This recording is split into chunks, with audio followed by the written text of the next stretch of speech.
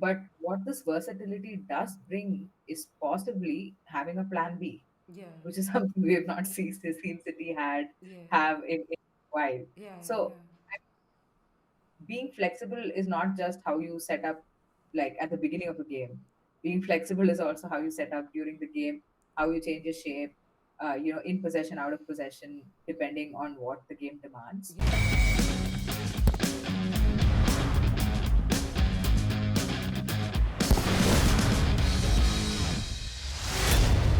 Hello, everyone. Welcome back to another episode of All About the W. Today, we have a really exciting episode for you because this is our first episode of the 25-26 season. And it's also in it's also a revamp of our channel, so it's a really cool episode for that reason. We have a brand new intro video. We have some brand new graphics that you could tell us about in the comment section. I mean, you can also diss them, it's fine. We know the reaction to the WSL brand revamp, so we're not expecting good we're not always expecting the nicest comments, but we'd appreciate any feedback you could give us on our brand new revamp. As usual, I have Kai with me. Kai, how you doing? I'm okay. I just did like a half hello, like between a salute and like a anyway. A bit rusty on the recording front. Clearly, Yeah. it's Ash. It's good to be back. I mean, it's. I wish the break after the Euros was a bit longer, but I mean, we are already tracking the transfers and things like that. So it's really good to be back. I can't wait to see Chelsea in action again. Yeah, I mean, fair enough. But before we speak about Chelsea, because we are not going to be speaking about Chelsea this episode, we thought that we would cover some transfers for you, some transfer news for you. But since the player transfers are still happening and we wanted to put it together in a comprehensive video, we thought we'd talk about the more important transfers this season, which is the three manager transfers that we're seeing for this particular season. So we'll obviously start from the most publicized, the most controversial, the most popular transfer, so to speak, which is Gareth Taylor to Liverpool. Um, so some a few things about Gareth Taylor before we go forward is Gareth Taylor is 52 years old, and as everybody knows, he has coached Manchester City from 2020 to 2025, which is 5 years. During that time, Manchester City has won the Women's FA Cup in 2020, has been runners up for the FA Cup in 2022, has won the League Cup in 2022 as well. So 2022 great season. And Gareth Taylor at City has had a whopping 72.7% win ratio for City, which, considering how terrible his final season was, is even more impressive because it means the win ratio used to be in the 80s. So, Kai, Liverpool, Taylor, good fit. What are your thoughts? Uh, I mean, my initial thoughts when I saw this is I'm pretty surprised by how quickly this resurgence has happened for Taylor. Yeah, Um, I don't really know what I was expecting for Taylor, like in terms of his future, but I don't know. Liverpool signing him definitely surprised me when I saw the rumor initially. I was almost convinced that uh, it might just be a rumor, yeah, if that makes sense, because in terms of the football the Man City players and Liverpool play, like it doesn't seem like the best of fits. But I mean, this is how clubs evolve. This is yeah, how teams evolve. We've seen that happen with Brighton last season. Like Vidicic came in, and I mean, for his first season, he did a stellar job. yeah, So I mean, we've been critical of Taylor for many different reasons on this channel. But I mean, I was just watching his signing interview, and he was sort of asked, uh, about his style of play, and he said that he was. I mean, it seemed like he was being pretty honest about it. Like he said that his style of play is very important to him, and we've seen what that looks like, right? Like it is a possession based football, like you want to play out from the back, and and like basically like attacking style of football. And we've Ash, I think you mentioned that earlier, like we've been kind of begging Liverpool to be braver on the ball, right? So I think this is definitely a good, like an interesting change for him. Like, I mean, the jury's out on how this whole thing is going to pan out, Yeah, yeah, yeah. but it's what you can see is a different. I don't necessarily want to call it ambition, because then that would mean that that would imply that one style of football is better than the other, if that Yeah, makes yeah, sense. yeah. But try something different, Yeah, right? yeah. Um, because Liverpool have been like a little, I wouldn't say stagnant, because they did have a good season a couple of seasons ago, but they've been a little inconsistent. Yeah. And maybe this is what they kind of need to bring about that Yeah, yeah, yeah, consistency. yeah. Yeah. Um, Yeah, no, honestly, for me, like, I don't have a problem with Gareth Taylor going to Liverpool per se. Like, I think, like the kind of football he plays would get the fans more excited and, like, Liverpool fans are one of those really, like, do or die. They're the one of those few fans that kind of show up and, like always around. So it's nice. It'd be nice to give them something to anticipate in that sense. But I also feel yeah, like there's a mishmash between the club's ambition and what Gareth Taylor brings. Like what is the message you are sending to an incoming manager when you're getting rid of your most talented attacking prospect in Olivia Smith? Like for a coach like Gareth Taylor, what are you offering him if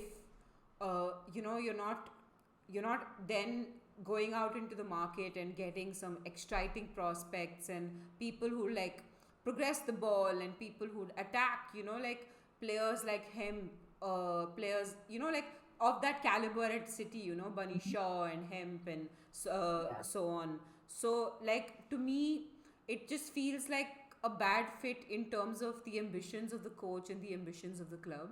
You know what I mean? yeah.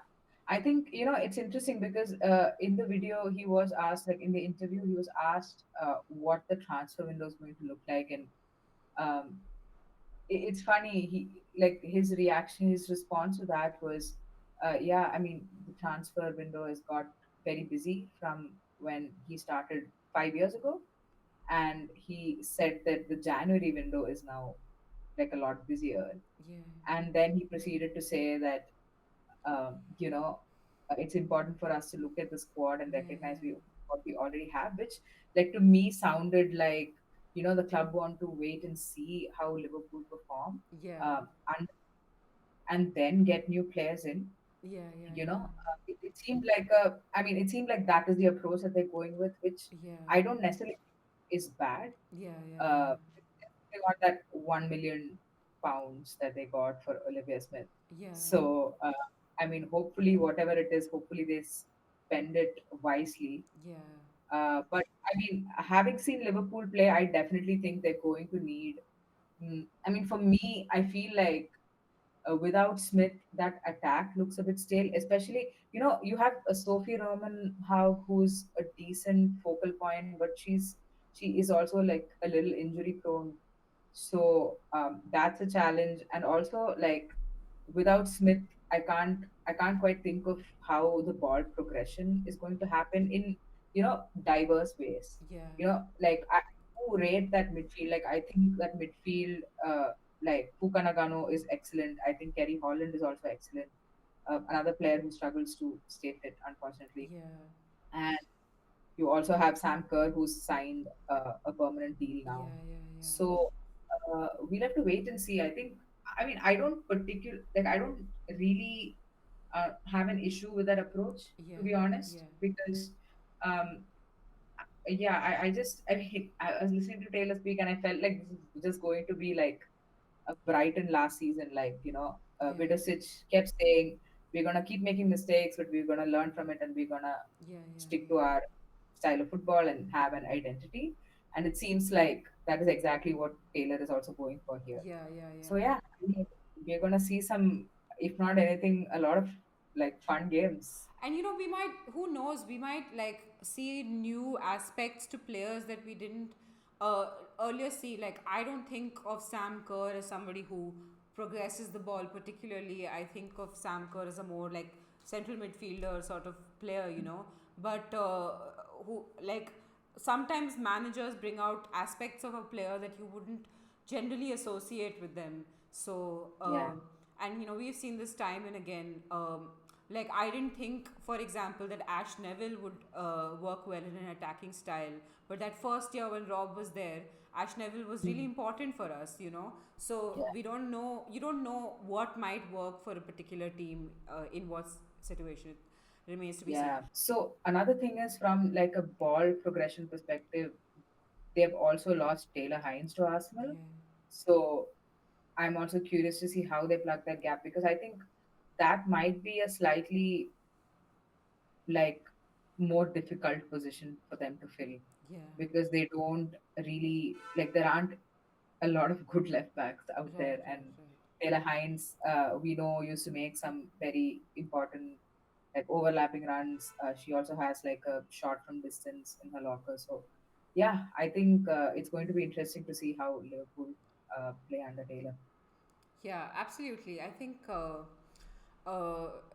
lots to look forward to in that. I mean, if nothing else, Gareth, no one can accuse Gareth Taylor of being boring. So it could produce a lot of drama, and I'm here for it.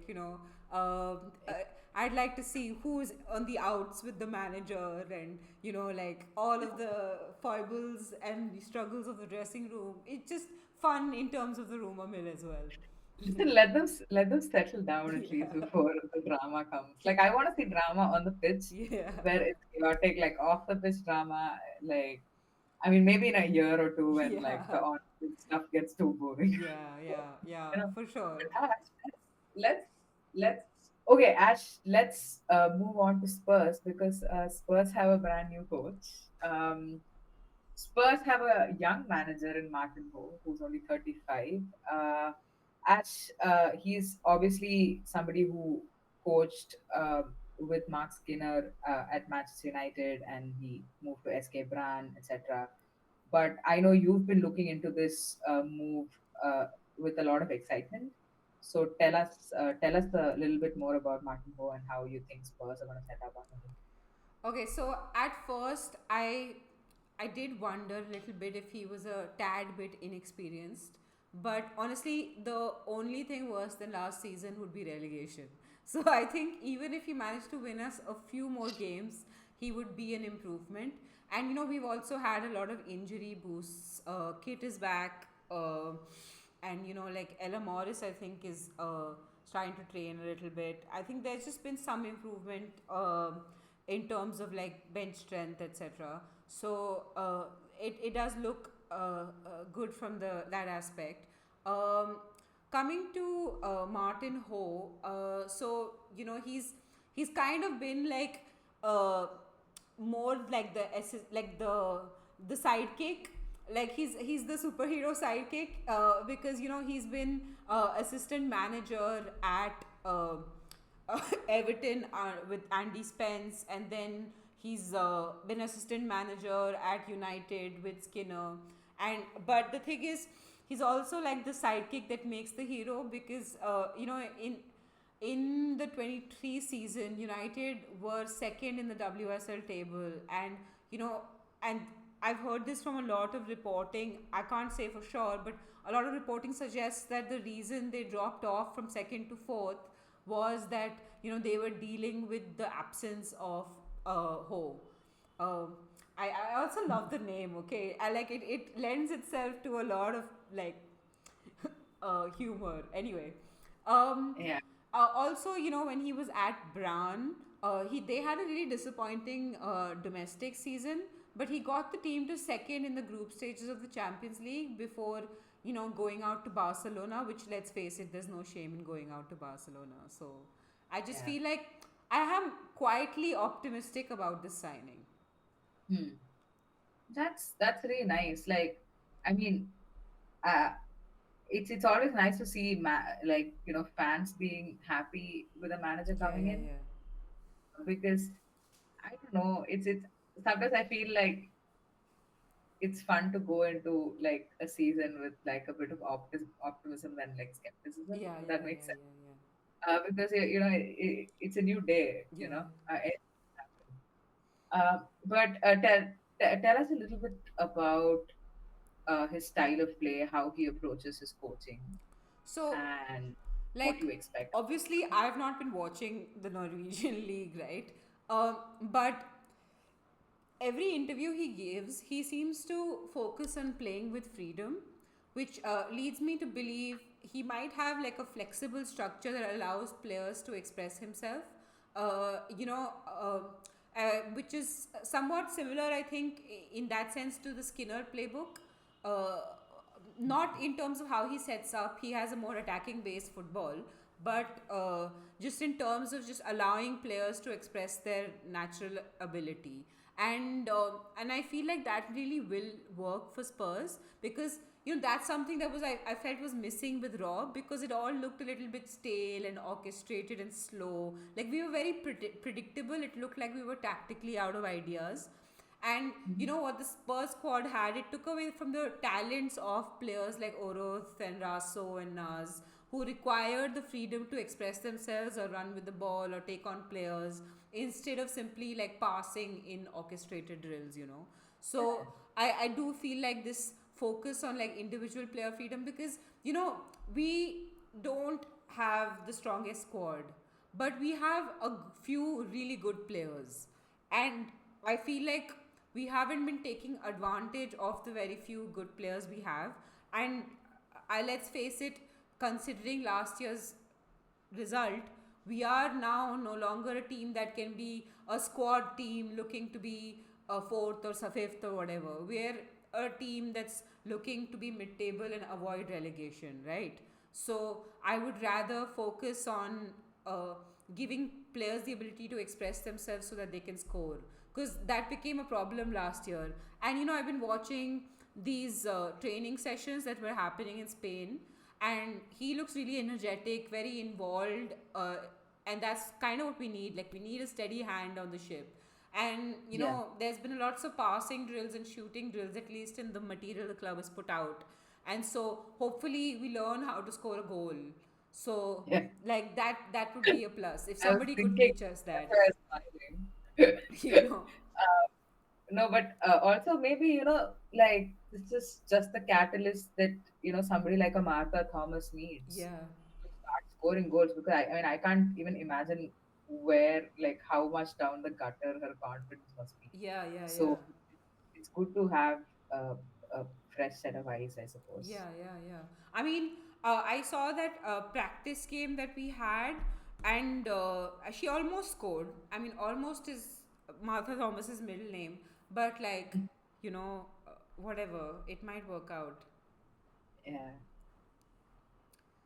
Anyway, moving on, we have another new coach to the WSL, André Jeglertz, who is Swedish. He used to be a defender for Umea. He's coached the Finland women's football team from 2010 to 16, the Denmark women's team from 23 to 25. So you saw him in the Euros this year. Umea from 2004 to 2008. So he's basically come in from after a stint with the Danish national team. At Umea, he's won the Champions League, which I did not know, in 2004, and yeah. won the Swedish League Manager of the Year award twice. Um, so, how have you been thinking about him? Like, we've obviously seen him in the Euros. What did you think of Denmark in the Euros?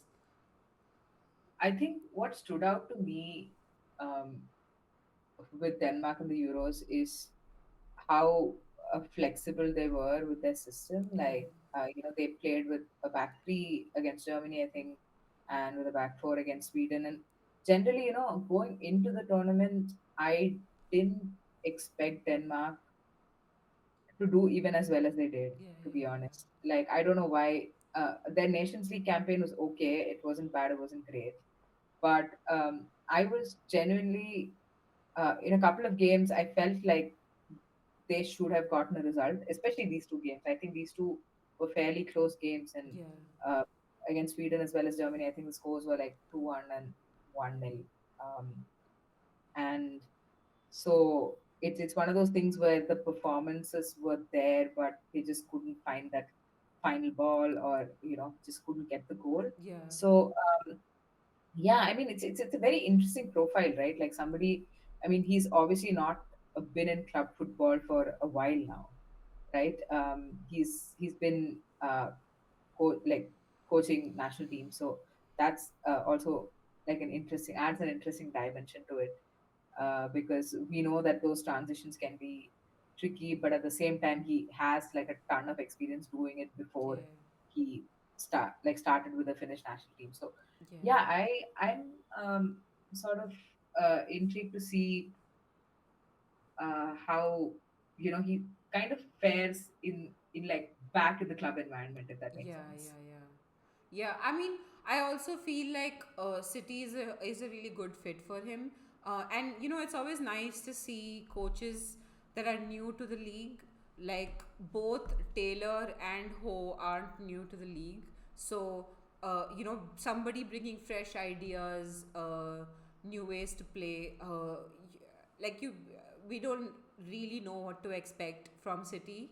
So it's nice to see that also because like his style does correspond really well to City. But Yeah, I think that's yeah. Go yeah, on. go on. Sorry. Sorry. No, I was just saying that's what, like, I think that's the most important thing, right? Like, because Man City as a club, we know like to play a particular brand of football. So to have somebody like this who can also tweak things a little bit, because ultimately being too wedded to a style was Gareth Taylor's undoing in some ways at Yeah, City. yeah, yeah. So uh, what new things he brings to that squad, it'll be fun to watch. But I have a question about this. Everyone keeps saying this. I've been hearing a bunch of like podcasts talk about this. Oh, he has a flexible style. He can play a back three, he can play a back four, all of that. Can like does he have the players to play a back three? Like in all honesty, like just looking at City squad right now, I know that they've gotten in a new centre back uh, in Jade. What's her name? Rose, Jade Jade Rose, Rose. Yes, but who also plays for the Canadian national team like Jade Riviere, yes, which I just yes, think is fascinating. the Anyway, the the Jade Club in Canada. Anyway, yeah. but do you really think City have the ability, considering their existing fullbacks, like Kasparai, for example? Would you play Kasparai as a wing back? Would you play Kasparai as a third centre back? Like how does that work? And or do you drop Kasparai from the City team? Like that's insane. So I think that's where it's interesting, right? Like I don't think City are going to switch to a back three. Like, Yeah, I just don't see it happening, yeah, because the profile of players that they have is fit for a back four. He wants to play an attacking like yeah, style of yeah, yeah, football that's fluid, and we know that and he wants to play possession based football, which yeah, is for me, which is why Man City is the perfect team for him to come into, yeah, because like for the last 2 seasons, Man City have topped that metric in the league. yeah, yeah, yeah, Uh, Basically at 65% last season and 60% in the season before that. So like this is the perfect team for him to come into, right? Um, and he has obviously had conversations, I'm sure, with the club on the style of play, and I'm sure the philosophies align there. yeah, But what this versatility does bring is possibly having a plan B, yeah, which is something we have not seen City yeah, have in a while. yeah, yeah, So yeah, being flexible is not just how you set up like at the beginning of a game. Being flexible is also how you set up during the game, how you change your shape, in possession, out of possession, depending on what the game demands. yeah, um, I think what he said was very interesting, and I'm quoting him here. He said the key thing is to come in and not try to change the whole world. yeah, yeah, It's about doing the job that has been done and taking it to the next level. yeah, So he was also talking about how City's attack looked one dimensional last season, and he yeah, wants to like add to the versatility and the diversity of how they attack. Yeah, yeah, Uh, yeah. Obviously, very critical of City's defending as well. Let's be I think honest. I think you would have to be blind not to be critical of City's defending. Yeah, but I mean that's a bit that I'm excited about. Yeah, Like, yeah, what yeah. is the because sometimes I do feel like there aren't like I don't know. I maybe I could be wrong here, but at least in the WSL, sometimes I feel like there aren't enough managers who are good at in-game management. Yeah. Like making changes quickly. Not necessarily that it should make a massive impact. Yeah, yeah. Just to be brave enough to do it Yeah, yeah, yeah. and just make substitutions, change shape, like to create chaos, so much chaos that like the other team doesn't know what you're doing. Yeah, yeah, yeah, yeah. Like, I'm not saying he's going to do that. yeah, yeah, yeah, yeah. No, I mean, for sure. I think there are some managers who are quick on the uptake. I think Brian Sorensen can be that sort of manager sometimes. Ryan Skinner in some games. Hmm. So I mean, there are managers like that. I just think that skill is underrated. You are absolutely right. Yeah. Um, Anyway, that brings us to the end of this manager transfer show that we have for you. Kai, any last thoughts? Yeah, I mean, just one last thought that I had in terms of like Jeglertz and Man City. Like, I was wondering what like the club's expectations Oh, are from him oh yes. because they Sorry. have because they've sort of I feel like they've made some interesting signings in the season. Uh, in my opinion, not enough. I feel like they might need to go and get another centre back because Snack has already gotten injured. Don't they So have? Didn't they get somebody? They've gotten like, Jade Rose is a centre back. yeah, and then they have Laura Weinreuther, who's like defender. So She's a fullback, but yeah, I mean, there's Gracie Pryor. There are people, yeah, but I don't know. Maybe I'm just too paranoid for City from after last season's disaster. yeah, yeah, So yeah. I'm like, they should just like beef up on the squad, like get Yeah. four players for each position. But Yeah, anyway, I mean, um, I more than I think getting players in, I would argue I worry about the quality of the players they already have. Like Wahhabi, for example, I don't know if Wahhabi can cut it. hmm, So there are question marks around various players in that City backline. yeah, I think Lazel is like Yeah, a good replacement for Wahhabi. I think that's another thing, right? Like, how does Sieglertz come in and yeah. And how does he see put Lazel? Does young he players? see Lazel as a centre back, as a full back, a wing back, Yeah. whatever, you know?